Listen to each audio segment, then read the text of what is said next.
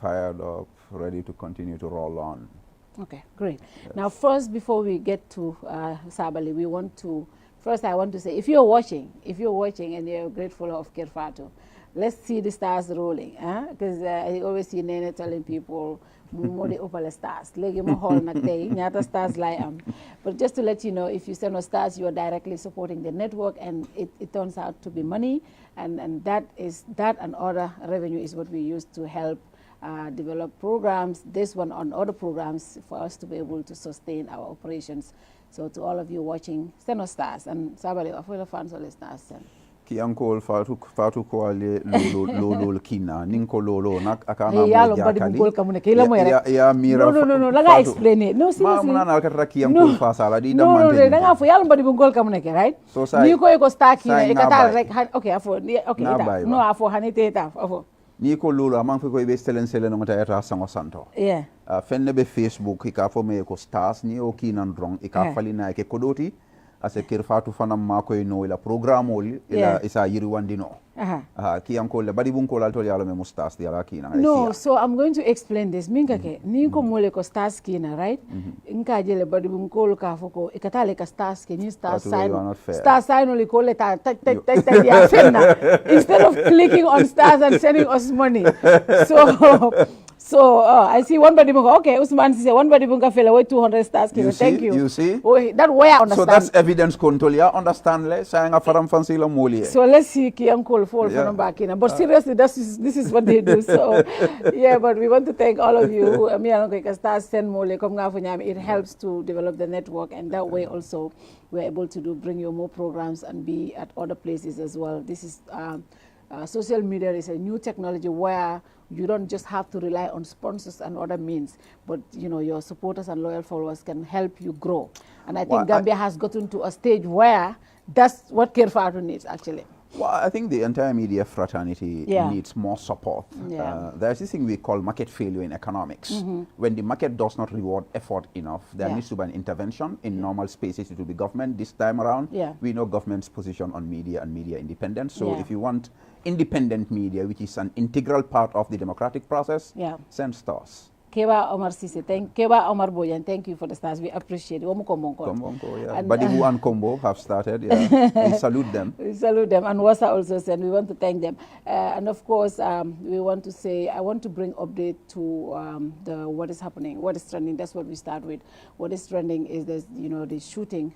Last week I addressed it here, and we want to really continue to show solidarity to the support to the soldiers, the police, and of course the victim families. Minialongo Banta during the shooting at the Sukuta Manjai, Sukuta traffic light junction. Mialongo is very unfortunate, and a lot of people condemned it. Today, the suspect and his sister were arraigned at the Kanifi Magistrate Court. They were charged with murder and other related cases, and the magistrate ruled that they don't have the jurisdiction, and they have sent the case to the the High Court, serious crime unit at the High Court. So that's why they will be tried. And so right now they continue to be detained, and this is the update that is happening. Ngalneko, this is your first time. What is your reaction to the shooting first, before we get here? Already it's shock and consternation. Peaceful Gambia, smiling coast of Africa. Yeah. Hearing anybody shot anywhere becomes a concern for everybody. Yeah. It becomes a shock to anyone. But hearing uniformed men and women being targeted and shot is really dastardly acts, completely reprehensible, unjustifiable under any circumstances. And I mobile Kijofara, by the way. Bari Menkumayata. I don't even know which language to go with. English. The loss of young lives. We want a lot of people to, The loss of young lives, whether they're in uniform or not, is a deep concern, because they're just starting their life. And the fact that they are in uniform takes it to another level, because these are people who are ready to put their lives on the line to protect the rest of us. So that actually takes it another level. And in terms of safety and security, it becomes even more alarming that if those who are protecting us become the targets and become victims, then the civilian population become a little bit even more jittery. So we condemn it totally and completely, and we convey our condolences to the bereaved families and to the entire security fraternity. And we pray for the souls of the young men who passed away, that Allah admits them in Jannah. Amen. And of course, we also want to give an update on the TikToker Mankajang Daily. Mankajang Daily, I think yesterday we got information that he went to Jululung. Mankajang was the gentleman who interviewed Mama, the lady who allegedly, caught Useno, the suspect in the shooting. And Mankajang interviewed her. I think he went further to go to Jululung yesterday. I don't know exactly what he got there, but I think upon posting on his TikTok that he was in Jululung, he was called for questioning. Yesterday we updated on our page. We were not able to bring any other updates as to what his whereabouts is. But just before coming to this program, I saw on What's on Gambia, and I want to give credit to What's on Gambia for this, because I think they were apart from 360, I saw 360 also, but I want to quote Watson Gambia saying that he is now held at the anti-crime unit. Since yesterday he was called for questioning. We don't know exactly what he was called for. I don't know what at some point I said on my Facebook page, is getting worried. I mean, I know we are journalists. I don't know if Mankajang is a journalist, but I know he's a TikToker. He did interview Mama, and he went further to get some other information. Should the police notify us whether we should interview or not interview people based on investigations, or is it because he's not a journalist? I don't know. But when you heard of Mankajang being questioned, what was the first reaction? I was concerned, of course, and naturally so. I'm friends with everybody in this country, especially media personnel. Mankajang is a little brother of mine, and I know he's a good gentleman, good citizen who is playing his role in media work. So when I heard that he was being called for questioning, I was concerned. I became further concerned during the day today when there was scanty information about his whereabouts. And Fatou, I think this is unnecessary drama. The Gambia police force should do their jobs professionally according to law. We know what happened in this country with the killing of these security services. It's a concern for everybody. Yeah. And to the credit of Gambians, across ethnic and political lines, everybody showed solidarity with the Gambia Police Force. Yeah.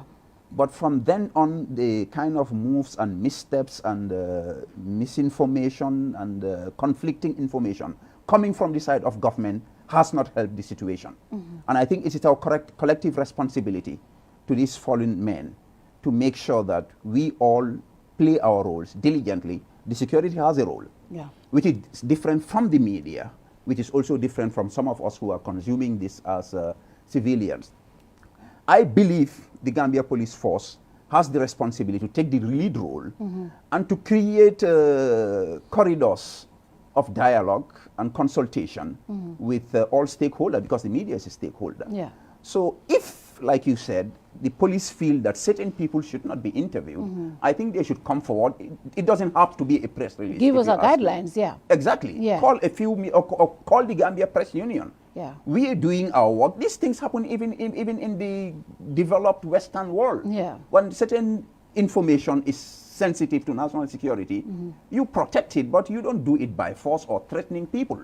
That the case of Mankajang is particularly worrisome, because if you want to call Mankajang for questioning, who is saying you should not do it? Not me. Yeah. I'm not saying you are. I'm not saying. I don't think you are saying that Mankajang should. But if he's called by state authority, they got to give information to the public, especially his whereabouts. He has friends, he has colleagues, he has family.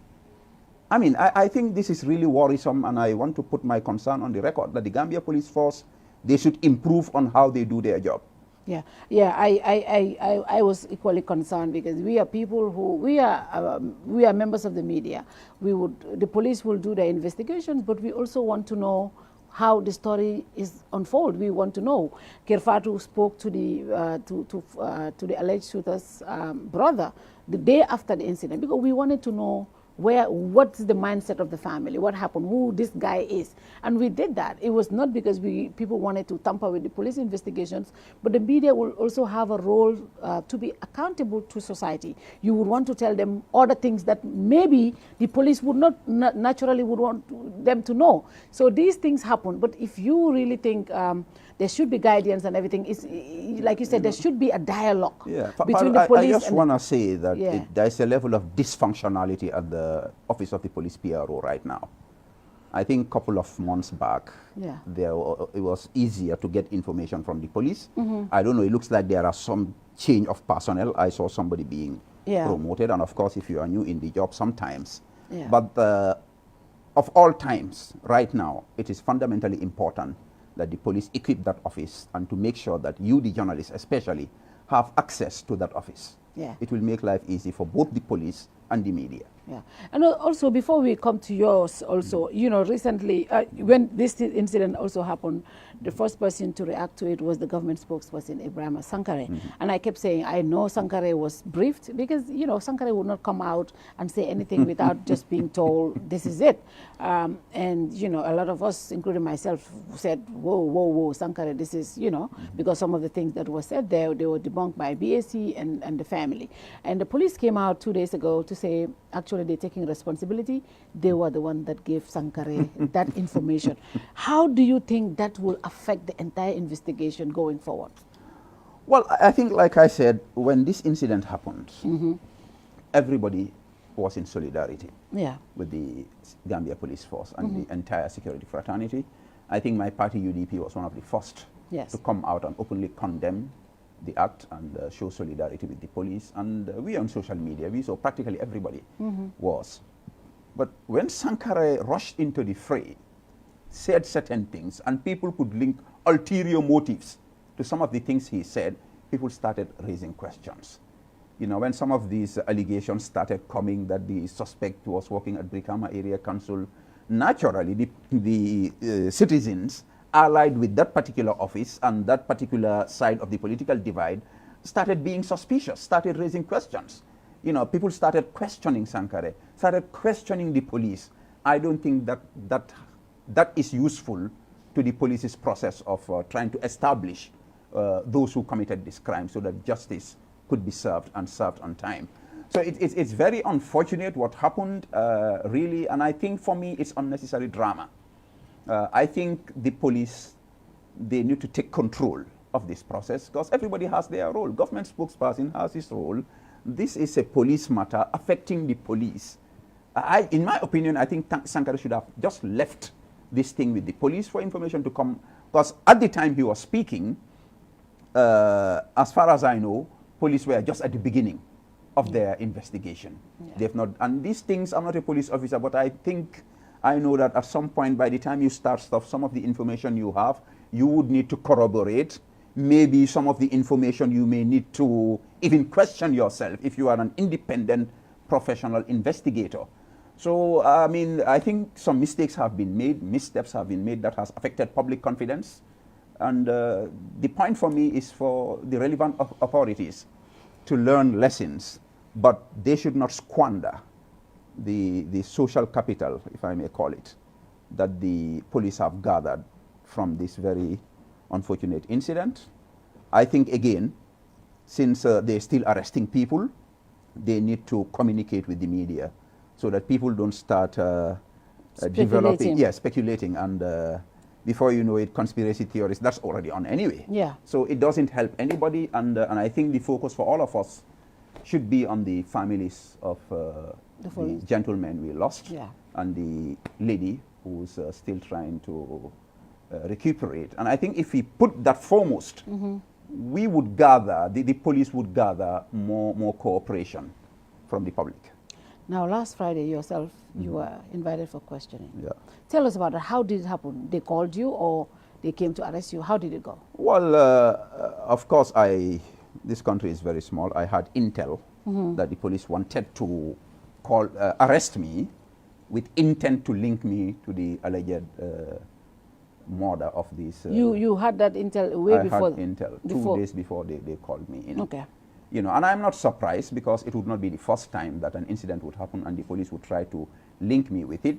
In December, they did the same thing, alleged coup attempt, and then Mobudu Sabally made a statement days before that alleged coup attempt. But because the police and some of the NPP stalwarts who were so desperate to silence me, to make sure that I don't continue to hold this government accountable, between these two institutions, I was brought in for questioning. They tried everything. They failed to connect me.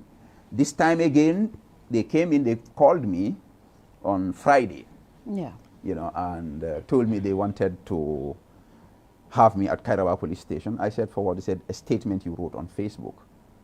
I said, okay. So they said, it's very important that we have this interaction. As usual, I went to Kairawa station and met the team from the SIU. Most of the faces were the same faces who were there during my interrogation regarding the alleged coup attempt. You know, so they put in a statement before me that I shared on Facebook, where I said that the PIU, some elements of the PIU, are targeting members of the opposition UDP, and I said in that statement that they will pay the price. So they wanted me to explain because they thought I said that, and then a couple of days later, this happened, and they actually said that, you know, it was a similar thing during the December arrest as well. So I told them, well, I write on Facebook, I have an audience, and that audience, they know that Momodu Sabally is not a violent man, law-abiding, will never ever advocate violence or taking the law into your own hands. I said, I am doing advocacy because some elements in the paramilitary unit targeted and brutalized my supporters when my nomination was rejected for National Assembly election. The videos are still there on social media. Nothing was done out of it. When I was arrested in December, again for the alleged coup, and targeted to deliberately try to link me to it, they detained me beyond the legal limit. My wife came in, my lawyer and my supporters, with placards on their knees. Paramilitary again tear gassed them. Nothing came out of it. This particular incident, which actually it was Yankuba Dabo's court case, when some UDP members wanted to go to show solidarity, and I decided not to go because I know that I am the #1 target of this government. So I decided to stay away, and for other reasons, because my presence in a political crowd can actually generate a lot of excitement, and I knew the paramilitary coming into contact with a group of UDP supporters, most likely there might be an incident. So I refused to go, and I called my sister, Sabally, who is a nominated councillor, Yeah. Brikama Area Council. I told her, well, you have to go and show solidarity with Yankuba. You are a nominated councillor. He's going to court. I said, but I gave her my advice. I don't need to go into details because I suspected she might also be a target because she was in NPP, decided to come to UDP, and she became one of the most formidable forces to gather support for UDP. And they know Ramu was instrumental in Yankuba Dabo's victory. So I know they are not happy with her. So I gave her all my advice. They went. I didn't go. Even before the court case started going on, I got information that she was targeted, gassed, and brutalized. I was really angry. Like, for a state that has targeted me from the beginning, from 2017, denied me my rights, banned me unconstitutionally, denied me my right for my constituents to decide whether they want me to represent them or not, targeted my family members and supporters during their very malicious attempt to link me to the December alleged coup. This same government targets my sister in a crowd of all the people who were, it was Ramu who was attacked. So I told them, so this was my advocacy to restrain the PIU. And I told them, you were singling out this statement where I said these people will pay the price. I said that the statement after that, in the same post, actually bears out what I was doing. Because I was alerting the European Union and other development partners that some of the funds that they are giving to the Gambia Police Force may end up being given to the paramilitary to terrorize opposition supporters. And I said, this is normal advocacy, because if you want government to behave in the right way, more often than not, if you involve the development partners, they tend to behave better. So I told him it's advocacy. It was not meant to incite violence or to take any revenge. I said, if anything, I had intentions, and I did at the time, to take legal action against certain members of the PIU who were identified to have a link with the attack on my sister. And I said, as a precedent, the attack on UDP supporters when my nomination was rejected, it's in court. I hired a lawyer. We mobilized funds to sue the IGP and his team for the brutalization of Keba Chati. So I explained to them clearly, it's my writing. You want me to explain? I have explained. I have no motive to attack your people. My character and record are out there. Even my worst enemies who are sincere know that Momodu Sabally will not be involved in violence. Talk less of taking the life of a young Gambian. No, it's impossible, unimaginable. So I explained the whole thing to them Friday evening, as usual. They packed their things and go, we are detaining you. So I said, where are you detaining me? Because last time it was at the paramilitary. They said they'll detain me at the paramilitary. At night they bring in 2 cars, zigzag the whole urban area and took me to anti-crime. I said, I want you to tell me the truth. They told me they are detaining me at the police at Kairaba station. So we went there. There is a segment behind the what you call comptoir. That's where the SIU left me. And we were sitting down there. All of a sudden, the PIU troop came with their guns, you know, because my supporters were there, of course, concerned. They dispersed them. Along the way, one Lamin Fatayo, who works for the KMC project, the EU project at the KMC, he was arrested, brought in. Whilst you were detained there? Whilst I was detained. Did they have any, or was there any altercations with the police, PIU? Yes, because they were insulting his mother and threatening him and telling him that you are threatening us, you are threatening us, you are going to burn our houses, we'll burn your houses, insulting his mother. And the PIU there and then gave instructions to the duty officers to put out inside in the cells where the hard criminals are that night. So the police complied. And in fact, later I told them, my friend, what you're doing is wrong. We are not detainees of PIU. It's SIU that brought me here. So PIU have no authority to give you instructions to put me in the cells when that was not the standing instruction. So Fataja was left there. He's an asthmatic, I understand. He had problems breathing. He told the police that he needed his inhaler. The police did nothing about it. The whole night he was banging on the door, shouting that he needed to be taken out just for 5 minutes to have fresh air to breathe. They refused until the morning. In the morning, the same PIU came again. And they called Fatajo around, and for some reason they just released him. At night, they came back again because they heard that my supporters were there. They came with their guns and masks and, you know, unnecessary drama. And I just look at them and I laugh because I'm like, you cannot intimidate me. This is not the first time I'm being arrested. I was arrested during the Jammeh era, taken to Mile 2, taken to NIA. It could not intimidate me. It could not silence me. I don't see a way that you can intimidate me and silence me in this country. It's not going to happen. Now, you like you said, you were arrested during Jammeh time. You even went to Mile 2. Yes. You were arrested in December, and this time. What would you say really was different, with this detention? What was the main? What was different, and I said it didn't happen even during the Jammeh era when people knew I had an issue with Jammeh and he wanted me jailed and everything. Yeah. What was different was that I was detained by the state, state agents, paramilitary coming with guns and issuing threats. I've never had that experience. This time? This time I heard it. Wow. Never had the experience. It was shocking for me. Yeah, that a state can detain you, and the same state where you are under detention come with guns in a government whose most famous slogan is never again. It's bad. Wow. Yeah. In December, you were arrested days after the alleged coup. And again, 8 months down the line, days after the shooting incident, you were arrested again. Would you say it's a coincidence? I don't think it's a coincidence. I think this government has a plan because they've done everything to get me to support them. I have refused. They have tried all means to silence me. They have failed. Now I think they're just deliberately looking for the slightest opportunity to link me to some crime that they can use to go to the law courts and lock me behind bars, or perhaps scare me to leave this country, and none of these two will happen, inshallah, because nobody can cage Mamadou Sabally. I have my God-given right to speak, and I will continue speaking and speaking the truth as I see it, in the interest of the public. Nobody can stop that, inshallah. Are you worried that you're being linked, you were arrested right after this major incident? These are serious incidents. Yeah, it's a real concern because really I'm no stranger in this country.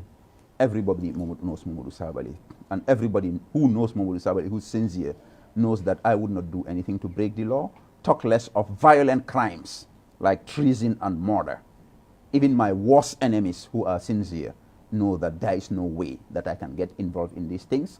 So it's really worrisome that the government has targeted the worst crimes possible in the country, treason and murder, and try to link me to them when in reality they know, Adama Barrow knows that I had nothing to do with the alleged coup. He knows I have nothing to do with this alleged murder. But you are not linked to any of this, though. It's just you're being questioned right after. But Yes. Obviously, rightfully so, you have also made comments, right? Absolutely. How can you prove that they're trying to link you to any of this?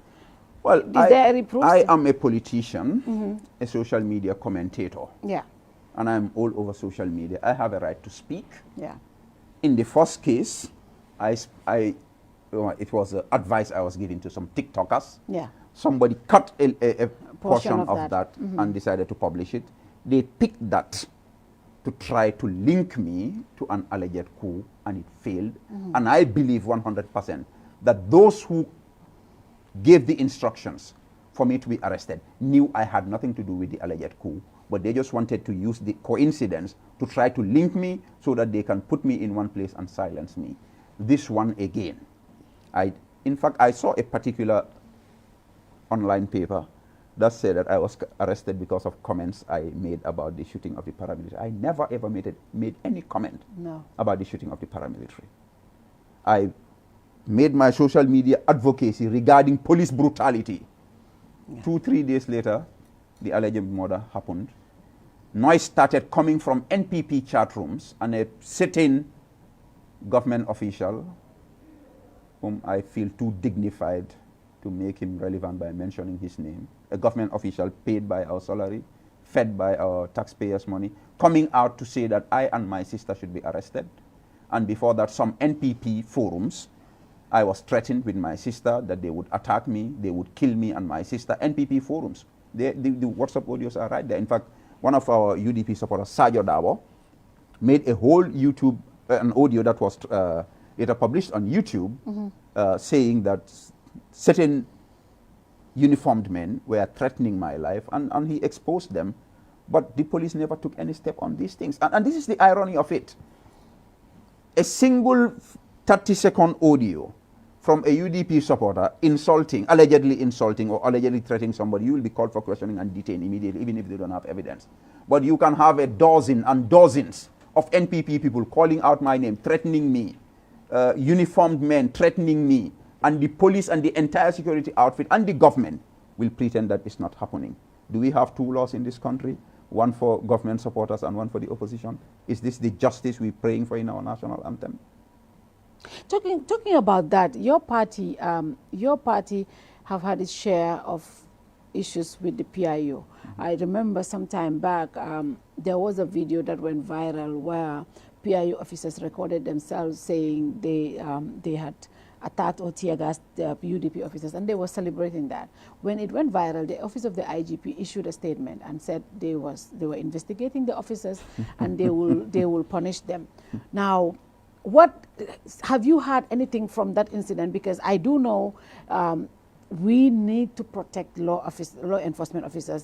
They are good men, and they swore to protect lives and citizens in this country. But again, their job is to protect us. But when this video came out, the IGP issued a statement, and I was just reading through it before I came, where it said they were going to they suspended, they're investigating, and they will do something after. Do you know if anything was done about that case? I've not known a single case where police brutality led to any action, disciplinary action from the level of the police authorities. And this is very unfortunate because, like you said, the police officers themselves, whether it's paramilitary or regular duty, they deserve our respect and they deserve to be protected. Yeah. But when you have a few rogue elements brutalizing people and then celebrating it, and then you have an advisor to the president coming out in video celebrating the tear gas attack on Lawyer Darbo's house, where women were beaten and brutalized, tear gas, hospitalized. Up to this day, the police have not taken a single step. The Keba Chati case, during my nomination, the police were aware of it. They saw the videos. We know that some top police officers were actually themselves shocked when they saw the videos, and they were telling their men, I mean, how can you do this? And the cameras were on. And in fact, when Keba Chati's case started and we started going there to show solidarity and sympathy, we got word from the police that they would come and visit him. Even if they did just that, you would have had a signal that they actually care. And if they did it, they are not just protecting Keba Chati and the oh man, I don't even care whether Keba is opposition or not. He's a citizen of the country. They would not just be protecting a civilian citizen, they would be protecting their own men. Because if a few elements in the security forces are going rogue and doing this kind of things, they're giving a bad name to the entire force. But if the leadership of the police is seen to be taking steps, I mean serious steps, to try to rectify these wrongs, I think that would assuage the public to know that, okay, some of these incidents will happen naturally because no human being is perfect, talk less of an institution peopled by thousands of humans. But if we know that if some of these incidents or accidents, as it were, happen, steps would be taken, I think it will reassure the public, and the respect for the security services would at least be higher than it is right now. You are the campaign manager for United Democratic Party, and you have a lot of support, especially when it comes to the young folks in the party. A lot of the times when your party comes in contact with law enforcement, many a time, it's either the supporters are tear gas or there's an issue. It's always the issue. And I said this 2 days ago when you guys were detained and I was doing a Facebook Live. It seems like there is this thing between the UDP and the police. The UDP members, naturally, you talk to them, they say, in fact, the party militant said something, and that was very alarming. During the press conference when you were in detention, he said, UDP move on se fano janne police te kukelaje atemutale nyako to fenna. If that's the way the party leader feels, and she mentioned exactly the incident that happened at his house, and then the police at some corner also might be feeling whenever they come out, they always look at us as they are as somebody who don't like them, so they come in defensive, and the UDP comes in defensive. And at some point, everybody thinks, I cannot say use the word enemy, but everybody comes in tense because UDP is thinking, oh yeah, we know they're going to tear gas us, but we will still go. And the police say, yeah, they're going to cause trouble, so we're going to tear gas them. At some point, there should be something. What do you think from, from the leadership point of view, from the police and the UDP? UDP are citizens and the police are here to protect every citizen. What do you think needs to be done to bring, to stop this kind of strange relationship that seems to be existing, even though, it's not like it's been designed or something, but it's just there right now. And this is fact. Well, for me, I don't think this should be a difficult problem to resolve. Yeah. If the political leadership will is there at the level of government. Because personally, I don't think there's any natural hatred between the UDP and the police. I don't think the police, the majority of the police, I can peg it at even 90%, I don't think they hate UDP. Okay. The majority of UDP, I can peg it at 95%, they don't hate the police, and they know that the police have a job to do, and that job includes protecting UDP members. What is the problem then? The problem is Barrow's party, NPP, interfering with the work of the police. They are the ones talking in their chat rooms, reporting UDP members, either rightly or wrongly.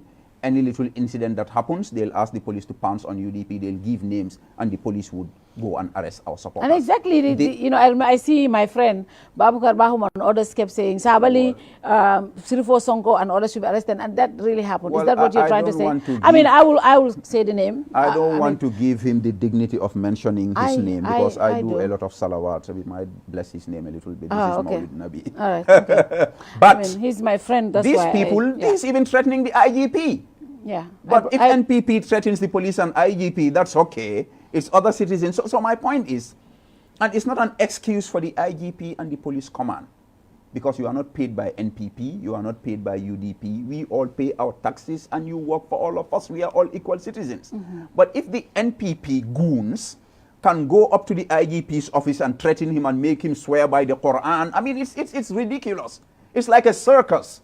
So it's this NPP constantly threatening police officers, threatening the IGP, and there's evidence there on social media. This is what compromises the ability of the police to do their job with professionalism and integrity. For me, the solution is for President Adama Barrow, who is the president of this country and commander-in-chief of the armed forces, to take his responsibility and restrain his party's hooligans, because it's not the whole of NPP. We know decent people in NPP who would not want to interfere with the work of the police or try to get the opposition into trouble just because they are in power. So there is a group there that the president and his men need to restrain, and the police also need to take their stance. I repeat, I don't think there's any deep-seated hatred or animosity between the UDP and the Gambia Police Force. And what I can tell you personally, I have no problem with the police force as an institution. I can tell you, 97% of this police force, they love me, I love them. They respect me, I respect them. But I get more respect and more honor from the Gambia Police Force today than when I was Secretary General Minister of Presidential Affairs.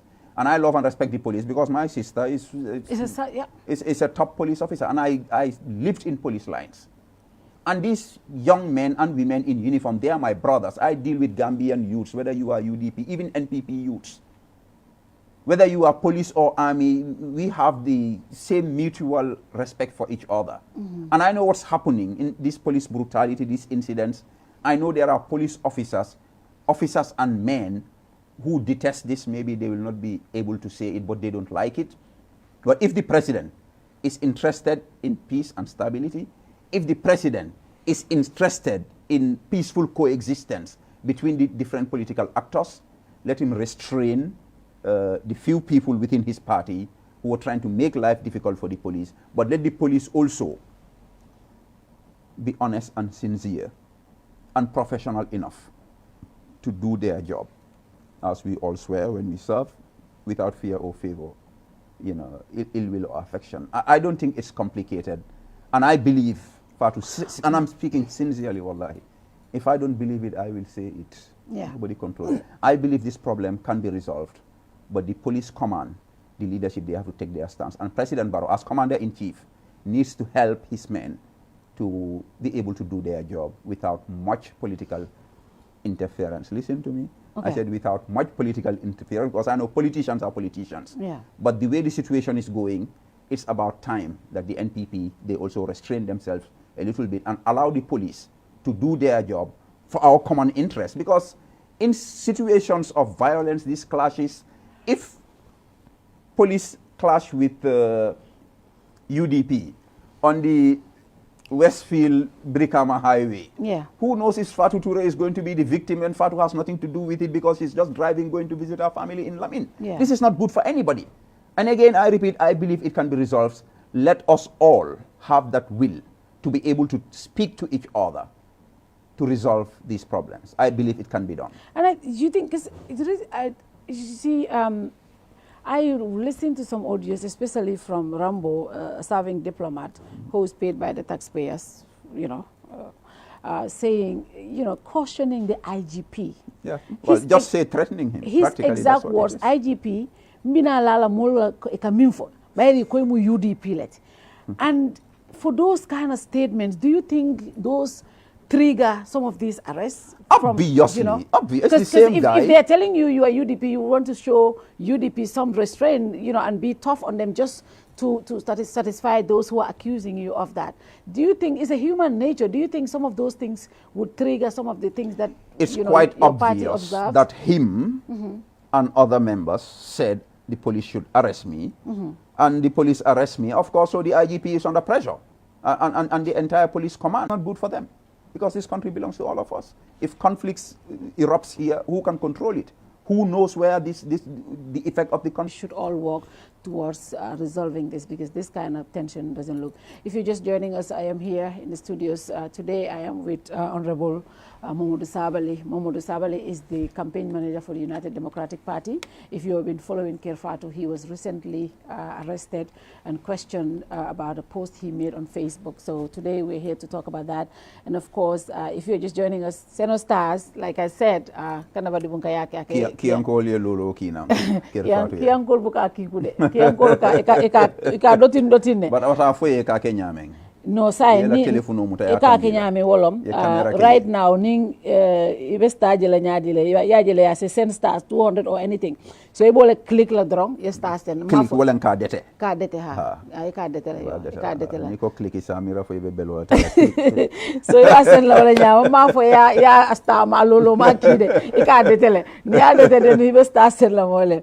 Thank you. Sabally, a lot of people said, some argue that as a young leader who is loved by a lot of the young people in this country, as a political a major figure in a major political party, sometimes your utterances are not measured. People say sometimes you get too emotional and in your utterances and your postings.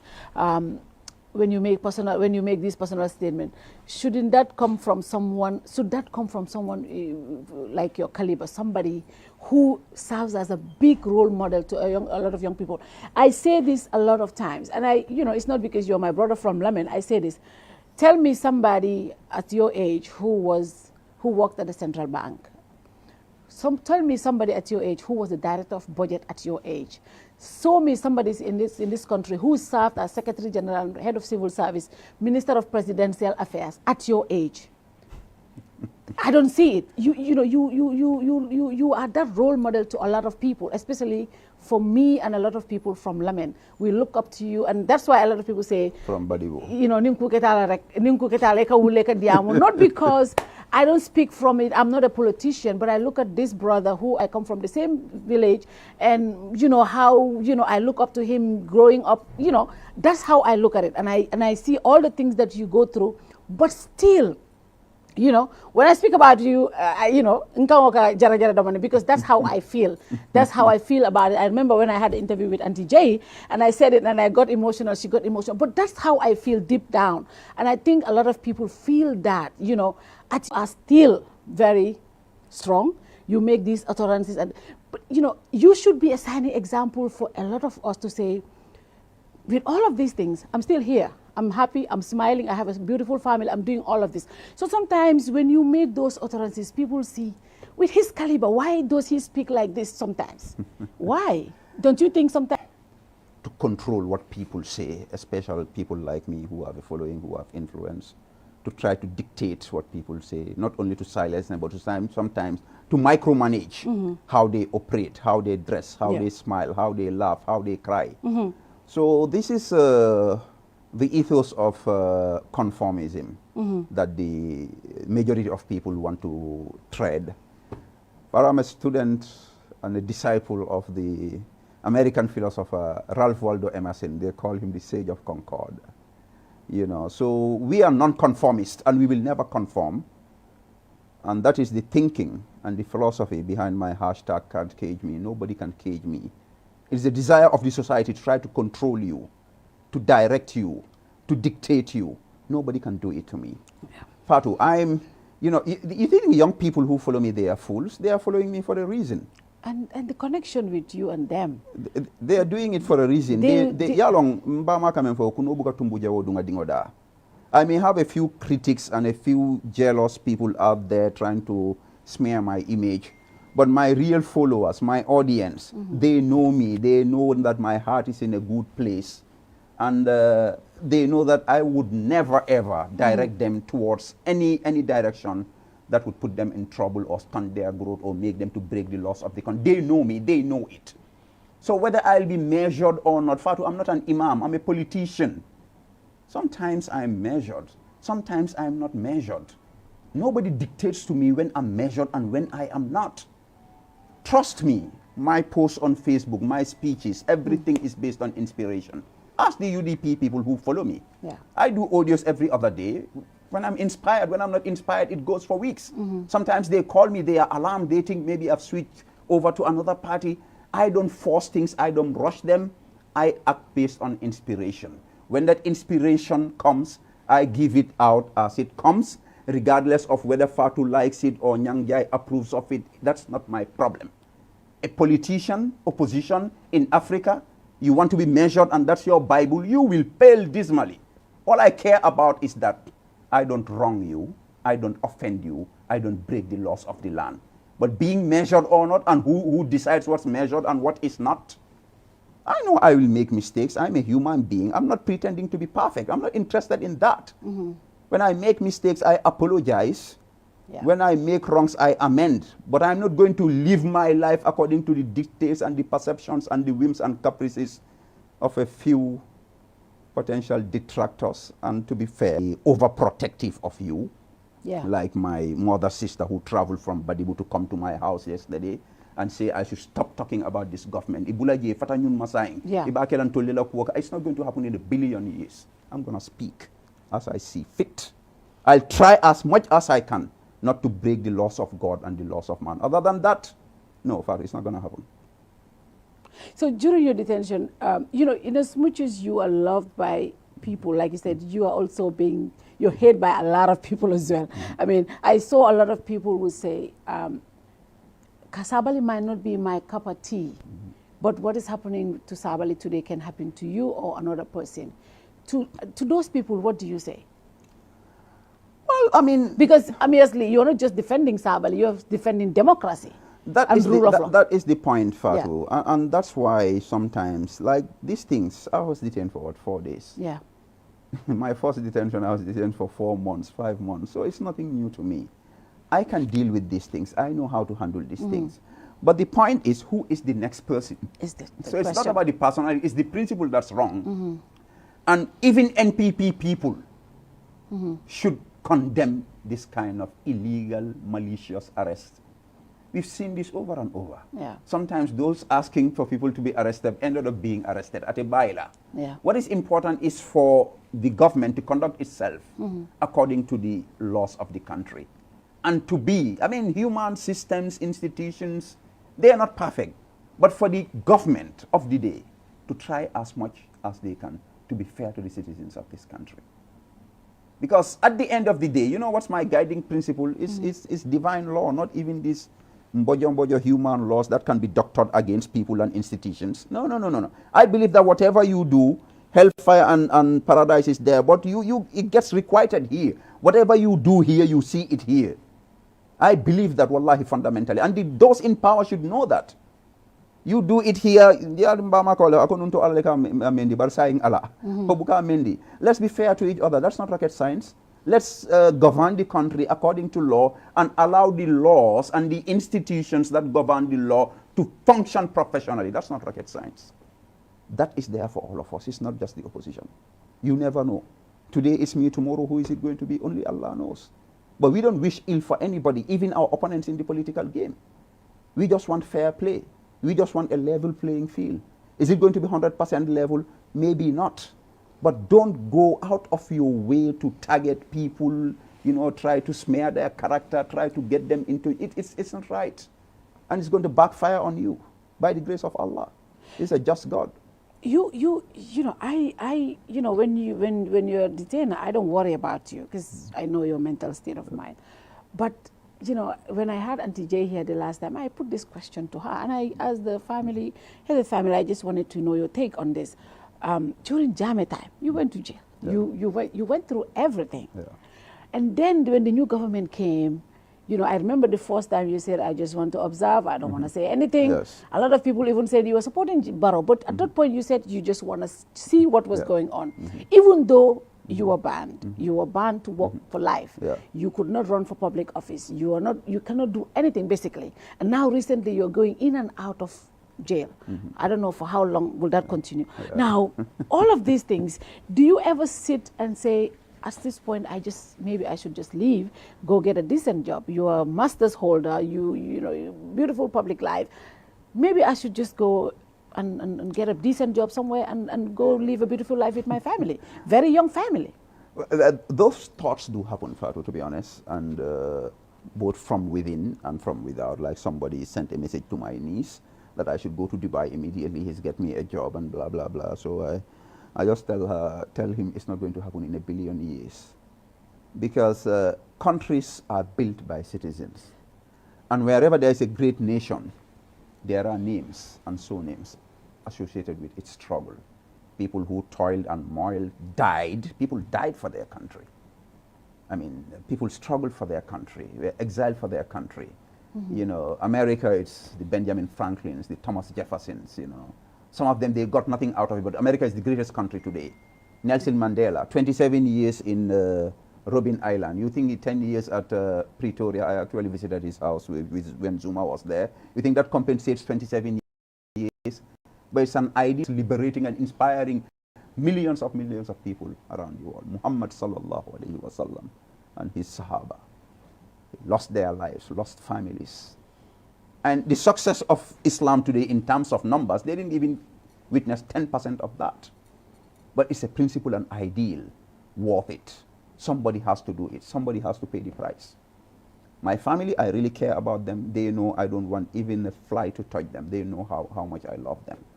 But sometimes, Faru, these things, if Allah puts you on a path, everybody has his path.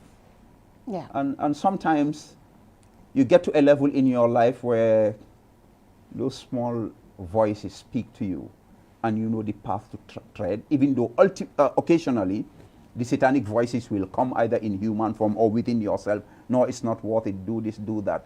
What I believe is that I have a mission. I didn't put myself in this situation. But Allah decreed that I would be on this path. And I believe that if I leave this path, go get a nice job at UN or IMF, I will not be happy. I've seen people, both in here and in Senegal. You leave your country, I mean, not even for bad reasons or anything. Go work for UN, IMF, World Bank, make all the money at the end of the year, come back and start again where Mamadou Sabally is today. Because you want, I mean, at some point, your vision, your goals cannot just be food, shelter, and clothing. You have to live for something higher and bigger than yourself and your family. So before going there, and I mean, you've seen people like Cheikh Tidiane Gadio, we are successful around the world, had to come back to Senegal. We've seen people here, even during the 2021 election, some of them just decided to go back again. They are seasonal politicians, just like seasonal farmers. But I mean, you have to give credit to them. They could have stayed permanently, but they decided to come and see if they could help the country go on a better path. This is my mission. I'm glad that my immediate family, my wonderful wife, whom I call my better brain, a fantastic Senegambian queen, Jane Batida Sarr, she understands. Sometimes I feel bad how they suffer. I have children outside this country, you know, and that's, I'm glad that at Mohammed, least Mohammed Sabally, one of my good friends here, when he came to do his final thesis here, I linked him with my friend who is a professor, because he was doing some research in literature. So that professor called me and said, you know, he wants me to stop this, because he knows my potential. I was his boss in the public service. He knows what I can do. He said, Sabally, you know, I wanted to advise you to stop this politics and do something. He said, Mohammed was my hope. But when I spoke to him, and mind you, Mohammed does not support my political party. He is his own man. Yeah. He said, but when I told Mohammed that you should stop this, Mohammed told me, no. In fact, I'll encourage him to do more in his path. Alhamdulillah. It has to be done. Somebody has to do it. Somebody has to do it. Now let's come back to Gambia. I have not had you on the platform since. So let's talk about, our economy. It's as bad as it gets, and it's going to get worse. But what do you mean as bad as it, and it's going to get worse? So how? If you have inflation at 18.4%, unprecedented for the past 30 years, macroeconomic management, the debt level, from where they took it off when they came to now, depreciation of the exchange rate, prices of goods and services, and the epileptic nature of electricity and water services. For the first time, Gambian women coming out with their buckets to welcome the president to tell him they don't have water. It can't get worse. The situation is bad, and it's going to get worse because government is not taking the right steps. I've advised them for more than 5, 6, 7 years. Panderi Toure is Star FM is always my key witness, because that's where it all started. After I gave them a break for a year or so, and then I started to advise them, because certain moves they were taking around the economy, I knew economics is a science.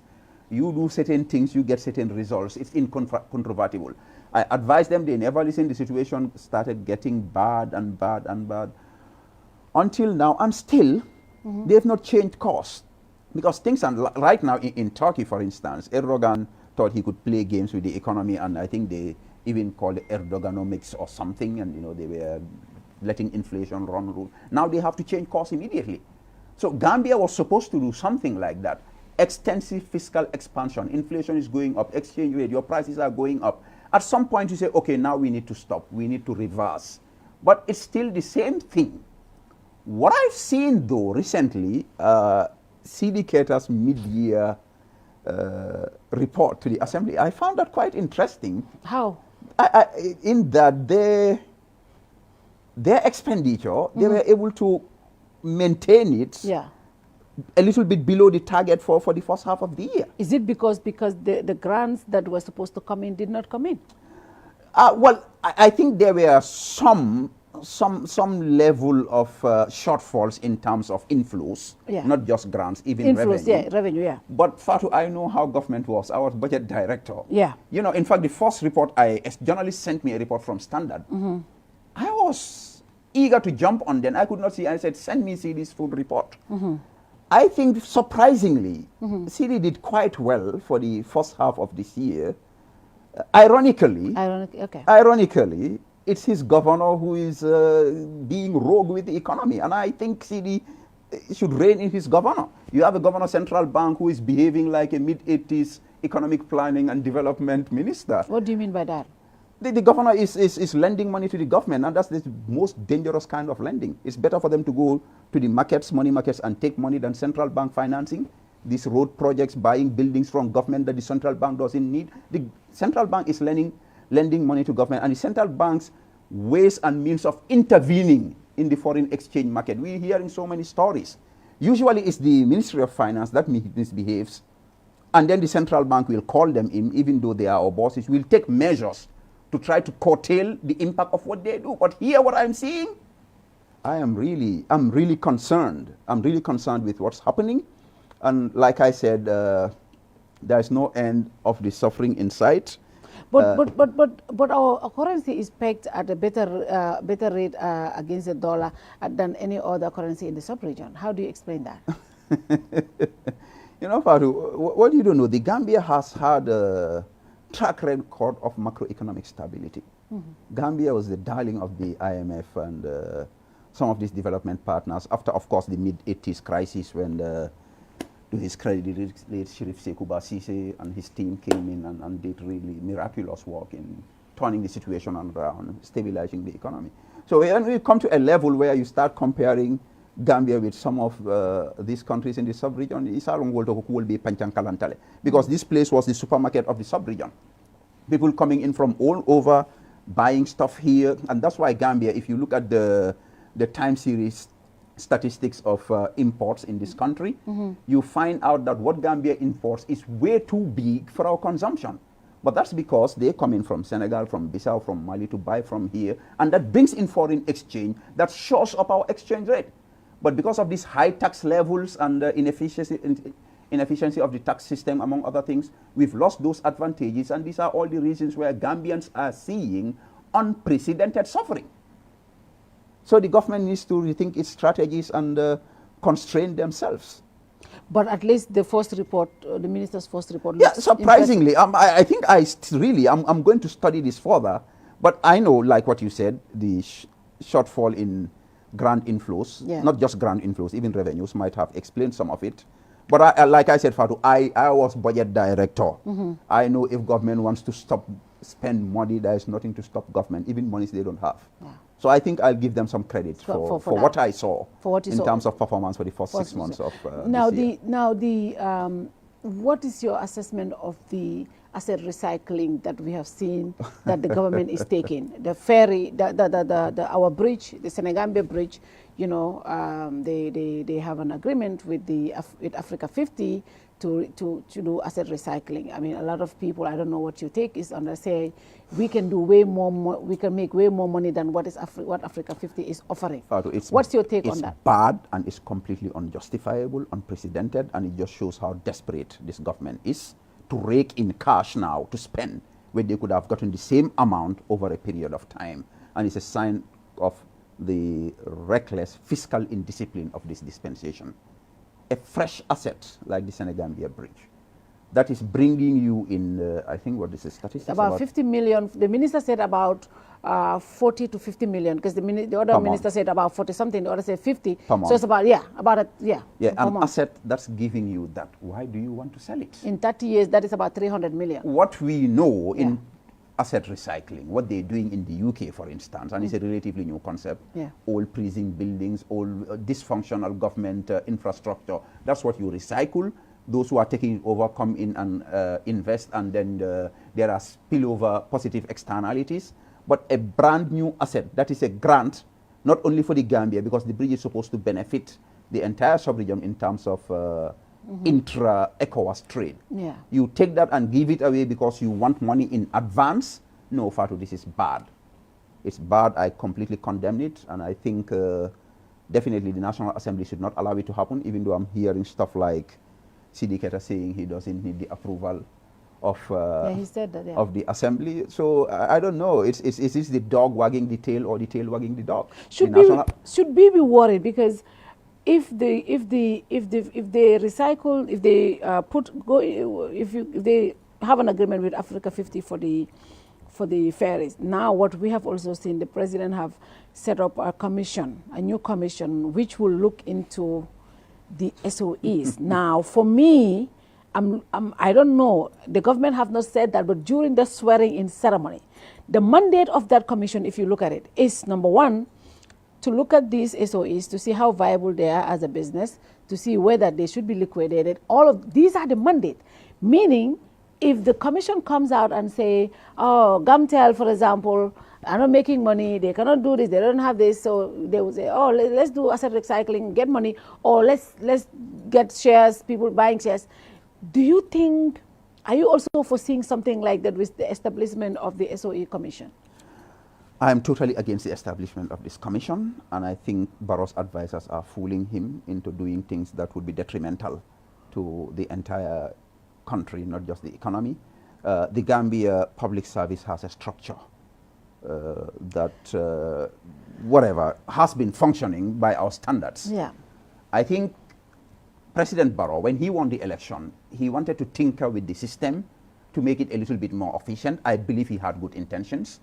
But when he split the position of Secretary General to create a Secretary General and the Chief of Staff, I said this is not going to work. As former Secretary General and head of the Civil Service, you cannot have two captains in a ship.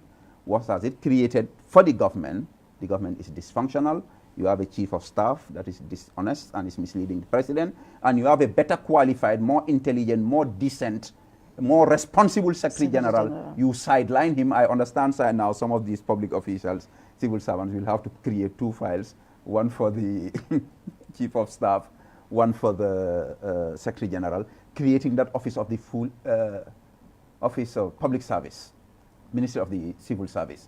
Is completely redundant. You have a Secretary General, head of the Civil Service. So what happened, and I'm sure if President Barrow has independent advisors who would have assessed what happened since he created these new structures, I think his system has become more corrupt and more inefficient.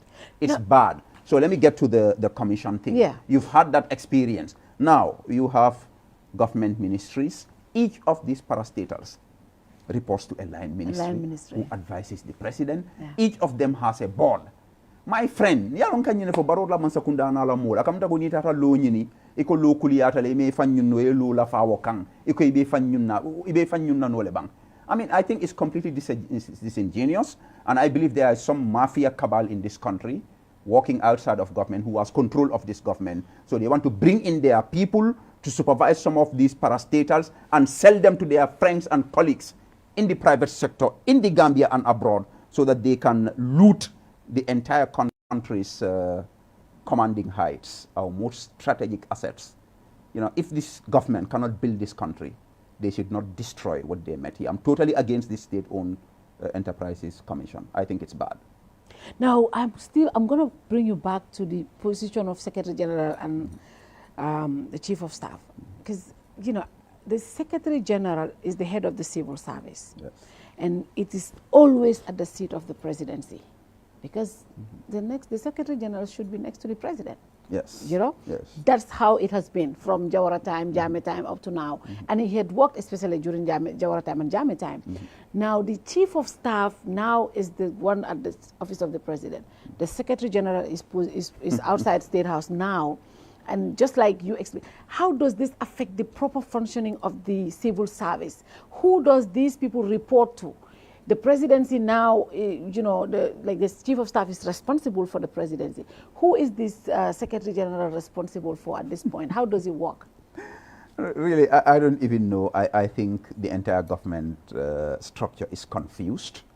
There's a lot of infighting, you know, and like I said, it all resulted with this creation of this position of Chief of Staff, which was completely unnecessary and redundant. You have a Secretary General here. Barrow's problem was he never had the ideal Secretary General and head of the civil service since he came into office. That's his problem. So the office has been a little bit inefficient. Like I said, I think he had good intentions by splitting these two to make sure things work better. Unfortunately, this position of Chief of Staff, is it even legal to create this office? This is the question. Was it budgeted for? I mean, the budget is one thing. You can create a budget for anything, anytime, even in December. That's easy for us. When you say legal, but, I mean, what we know is the position of Secretary General is in the Constitution. It's in our laws. Chief of Staff, where is it? Which law brought it into this country? So even the person holding that office today, he cannot explain this. But what happened is Barrow was made to believe that this guy is the one who is going to bring the elixir vitae, the magic formula. But as we speak, I know that President Barrow knows that he has made a very bad mistake in creating this office and appointing the present holder. And I think the president might be looking for a way of resolving this problem. But I think the first step is to just cancel that office, appoint somebody that you can, because it's the president's prerogative. But I think the current Secretary General is intelligent enough, mature, honest, and dedicated to run the public service and be the president's principal advisor. I think the position of Chief of Staff should be abrogated immediately if the president wants at least better efficiency in his system. From my experience, not just knowing the public service, knowing the personalities involved in these official functions. Now, I just hope, there are definitely some mix-up when it comes to that, because, you know, you don't even know. Because when it comes to the SOEs, I kept saying, I don't know the reason why, you know, you want to do this, but you said, like you said, all these SOEs, they have a line ministry. Absolutely. I remember working in Gamtal when we prepare our budget, this is the time that companies are preparing their budgets. They're preparing budgets. It goes to the management, and management prepares it and send it to the board. Board looks at it. It goes from the board, it goes to the ministry, and it goes to the office of the president. And that's the line. That's how it goes. The office of the president, and and they get approval from that. We would process. They process it and approve, or otherwise, or send it back. I remember there's a particular, I think last year also, Gamtel budget did not even come until February because he was not ready. He was not approved because they sent it back to say no, to ask questions. Now, if this is the line of chain of work, and this is how it goes, whatever is approved by the office of the president is what is on their budget. What have they done? What have they are they spending on in line with what they were allocated for? Now, creating another group of company like the SOEs, is it budgeted for, number one? How are we paying for it? When the minister himself had told us that the reason why they are cancelling traveling is because there are issues and all the inflows are not coming in regularly, so we are struggling with financing. Why do we, is it even financially, is it even viable increasing more on our already struggling budget? It is not, and it's going to be a huge burden on the system. So the system itself will become less efficient because the bureaucratic structure has been further convoluted with one more layer. Before that, you just have to deal with your board and the line ministry. Now it's the SOE commissions with people planted there with vested interests. You have to buy them cars, get them fuel, get them health insurance with their families, get them office space. Support staff. Support staff, really, Fatu. It's really, really bad. Things are getting worse and worse in this country because the government doesn't have a direction, and the government is not position in SOEs, depends on his political affiliation or his relationship with the president or the minister.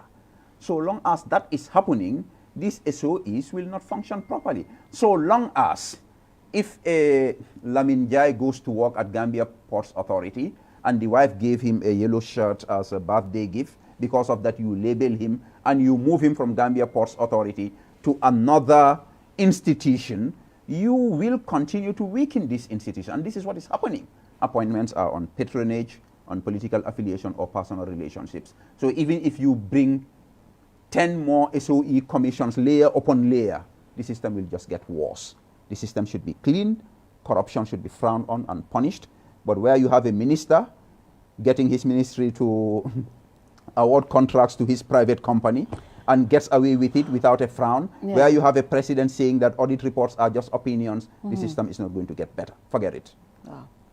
Yes. But now, the government, the minister said we are doing well when it comes to, I know inflation is high. I am not doing well because my cash power is more expensive today. The bag of rice is more expensive. But as an economist, when you guys speak, you say we're doing well. But as an ordinary Gambian, we are not doing well because things are expensive. How do you explain that ratio? Because I saw the vice president, when he was answering questions at the National Assembly, said they have injected almost 10.4 billion, I think, either million or billion, excuse me, I don't know exactly, into poverty alleviation in the country. Now, if that is injected to support like the less privileged families, but again, you see the National Assembly saying 100 million of worth of food items had gone missing from the NDNMA, disaster relief. These are things that you cannot just understand how they happen. I can understand you saying 10 million or 5 million, even 2 million is missing. 100 million worth of food items that is supposed to be for people. How are we doing well as an economist? Are we really doing well? Actually, if you say economists are saying we are doing, he's not an economist, so he doesn't even know what he's talking about. The situation is bad, it will get worse. It is good for a few of them who have access to more resources than they are entitled to, and they spending like more than 50% of their time outside of this country, so they don't even know what the temperature is in this country. Because the ACs are brand new and they have standby generators, they don't care whether the network works or not. So it's okay for them. So these are not economists saying. What the real economists in this country are all Modu Bilo Kurubali. We once had this conversation where he said, Gambians have this issue of throwing money at a problem. Money doesn't solve a problem. It's knowledge, it's experience, it's honesty and integrity and smart, intelligent work that solves problems. Of course, you will need money to facilitate that because you need to pay the hands that do it. You need to buy the stuff. But any problem, we throw this money. Like the president, when the floods happened the last time, how many million project is coming? Where is it going?